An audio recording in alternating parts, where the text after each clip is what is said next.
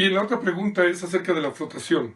Tenemos que entender, primero, existe una capacidad física del cuerpo que se llama flotabilidad. Esto no es necesario enseñarlo. Todos los cuerpos humanos flotan. Esto nos lo explicó Arquímedes en su principio de Arquímedes, donde explica que un cuerpo sumergido en un líquido desplazará una masa de agua, la cual va a generar una fuerza de empuje, de presión hidrostática, de abajo hacia arriba, regresando el cuerpo a la superficie, dado que el cuerpo humano tiene una densidad muy parecida a la del agua, porque nuestro cuerpo 70% es agua. Por esa razón nosotros no necesitamos enseñar a flotar a nadie. De hecho, cuando alguien empieza a nadar, hay que ayudarlo a ir al fondo, no a regresar a la superficie. Sin embargo, existe una habilidad que se llama flotación. Está la capacidad de flotabilidad, que esa es natural, y la habilidad de flotación. La habilidad de flotación es cómo aprendo a controlar ese efecto físico de que mi cuerpo me regresa a la superficie y lo mantengo en una posición quieto, en posición de estrellita, de avioncito, la que yo quiera. Eso requiere un poco de relajación, aprender a colocar la cabeza en su posición alineada, tratar de tener una conciencia del cuerpo. La mejor manera de hacerlo es permitir que el cuerpo flote solo y ayudar a veces a sostener ligeramente de la nuca, ayudar a que el cuerpo se extienda, porque entre más extensión de brazos, más área exponga a la superficie, mayor fuerza de flotación voy a experimentar.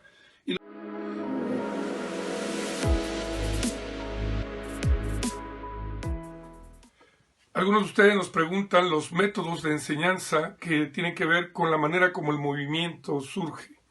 Bueno, ahí tenemos un método que llamamos global, que implica movimientos que se hacen con todo el cuerpo al unísono, sin tener que ser segmentados o partidos. Existe un método que llamamos analítico, que significa partirlo, la patada por un lado, la brazada, la respiración, en sus partes. Trabajamos cada uno de los aspectos por separado. Y luego existiría lo que llamamos un método mixto o sintético, donde podemos combinar ambos. Empezamos de las partes y llegamos al todo. Pura patada, patada más un brazo, patada más el otro y terminamos en el completo. Esto sería un método sintético.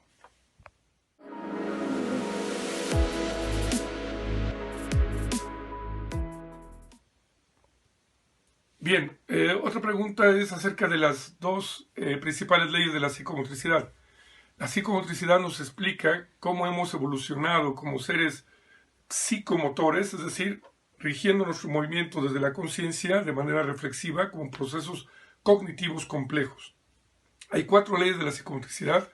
La primera es la cefalocaudal, significa que el movimiento va de la cabeza a los pies, de la misma manera que desde el momento de la fecundación el óvulo llega a ser fecundado por el espermatozoide. Cuando empieza la evolución, el feto, todas las etapas, digamos, de la maduración en la gestación se dan de la cabeza a los pies. Cuando uno nace, el cuerpo, el bebé lo controla primero la cabeza, la parte alta del cuello, la parte alta de la espalda, y va bajando el control hacia las piernas. Céfalo caudal, de la cabeza a los pies. De la misma manera, el control del cuerpo se hace del centro hacia afuera. El centro ramifica a través de la columna vertebral el control neuromuscular eferente a las extremidades, y entre más lejanas están del cerebro y del cuerpo, tendrán un control madurativo más tardío. La tercera ley de la psicomotricidad habla de que el movimiento surge en los grandes grupos musculares. Son los grandes grupos musculares el origen del movimiento, y de ahí se ramifican hacia los músculos más pequeños.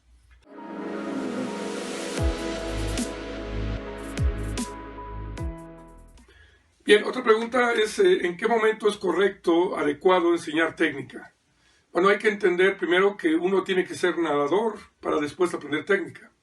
El gran error es que muchas veces queremos a alguien enseñarle técnica cuando todavía no sabe nadar. Aprender a nadar no depende de la técnica, sino depende de las habilidades de supervivencia básica como saltos, sumersiones, flotación, respiración. Una vez que ya tengo esas habilidades de supervivencia, yo ya me puedo concentrar en aprender movimientos de desplazamiento, y los primeros movimientos son naturales. Así como nosotros primero aprendimos a correr de forma natural y después a lo mejor aprendimos a correr técnica para ser runner, De la misma manera, aprendemos primero a nadar de manera natural y después aprendemos técnica. Para aprender técnica se necesitan dos condiciones muy importantes que tienen que ver con el desarrollo humano en las etapas de maduración. Tenemos por un lado en ese desarrollo algo que llamamos maduración, que es el estadio en el cual los órganos, los sistemas funcionales tienen toda su operatividad al 100%, y el otro se llama crecimiento. Ambos aspectos tienen que llegar a un nivel de maduración para que permita la técnica. Esto sucede alrededor de 7-8 años. Antes de los 7 años hay 4 fases de maduración neuromotora que no se han completado. Una se llama sinaptogénesis o creación de sinapsis nerviosas. La segunda se llama mielinización o recubrimiento.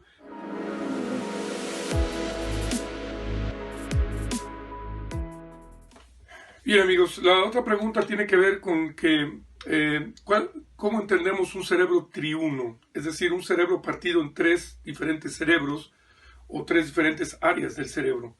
El cerebro triuno tiene origen desde el principio de que el ser humano empezó a formarse como Homo erectus y Homo sapiens, y el cerebro más antiguo, o esta parte del cerebro más antigua, se conoce como cerebro reptil.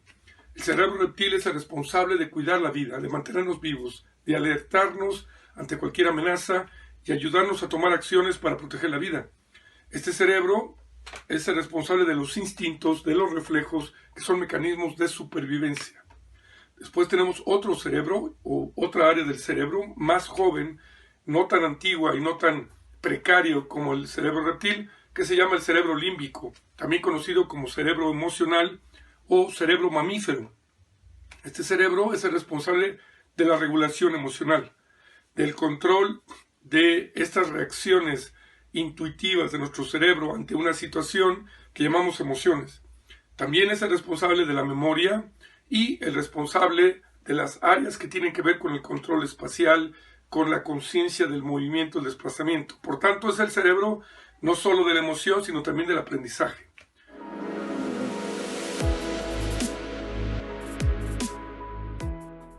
Bien, otra pregunta es acerca de las dos principales leyes de la psicomotricidad. La psicomotricidad nos explica cómo hemos evolucionado como seres psicomotores, es decir, rigiendo nuestro movimiento desde la conciencia de manera reflexiva como procesos cognitivos complejos. Hay 4 leyes de la psicomotricidad. La primera es la céfalo-caudal, significa que el movimiento va de la cabeza a los pies, de la misma manera que desde el momento de la fecundación el óvulo llega a ser fecundado por el espermatozoide. Cuando empieza la evolución, el feto, todas las etapas, digamos, de la maduración en la gestación se dan de la cabeza a los pies. Cuando uno nace, el cuerpo, el bebé lo controla primero la cabeza, la parte alta del cuello, la parte alta de la espalda, y va bajando el control hacia las piernas. Céfalo-caudal, de la cabeza a los pies. De la misma manera, el control del cuerpo se hace del centro hacia afuera. El centro ramifica a través de la columna vertebral el control neuromuscular eferente a las extremidades, y entre más lejanas están del cerebro y del cuerpo, tendrán un control madurativo más tardío. La tercera ley de la psicomotricidad habla de que el movimiento surge en los grandes grupos musculares. Son los grandes grupos musculares el origen del movimiento, y de ahí se ramifican hacia los músculos más pequeños.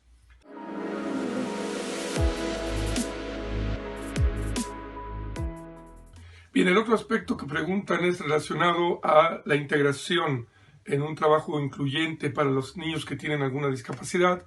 En concreto preguntan acerca del autismo y probablemente algunas otras discapacidades, pero yo quisiera responder en general.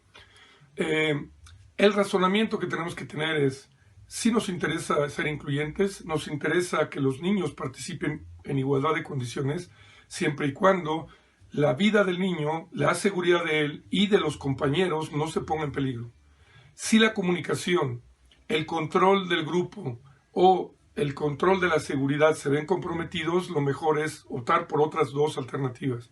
La primera es clases individuales y la segunda es habilitar al cuidador, al terapeuta que siempre acompaña al niño para enseñarlo a ser un monitor, que entren a la clase como si fuera matronatación, donde cada niño tiene su cuidador y nosotros dirigimos las actividades, vamos a supervisarlas y vamos coacheando para que cada uno tenga su propio protector durante la actividad.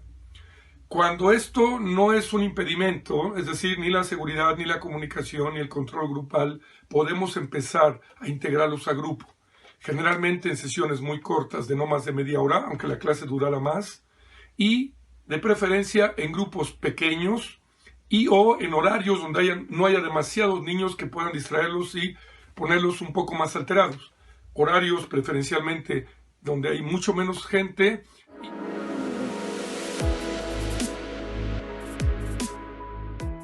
Otra pregunta relacionada con el entrenamiento es si cuando los niños empiezan a hacer trabajo de agua y luego en tierra, esto aumenta su gasto calórico y si la dieta tiene que incrementar en calorías. Sí, efectivamente sí, aunque en edades de crecimiento una dieta balanceada puede ser más que suficiente, evidentemente va a subir el gasto calórico y sería ideal que un especialista diseñe un régimen alimenticio que cubra esas necesidades calóricas. Definitivamente, si hubiera una dieta que consideramos hipohidrocarbonada, es decir, muy baja en carbohidratos, en estas edades podría ser crítico porque el carbohidrato es la fuente de energía más rica, más rápida y más útil para los trabajos que realizamos. Entonces ahí sería importante que pidan asesoría a un nutricionista, pero en definitiva la carga de trabajo, el número de horas, la intensidad de la carga van a modificar el gasto calórico y en proporción tendría que incrementarse la ingesta de carbohidratos, de kilocalorías.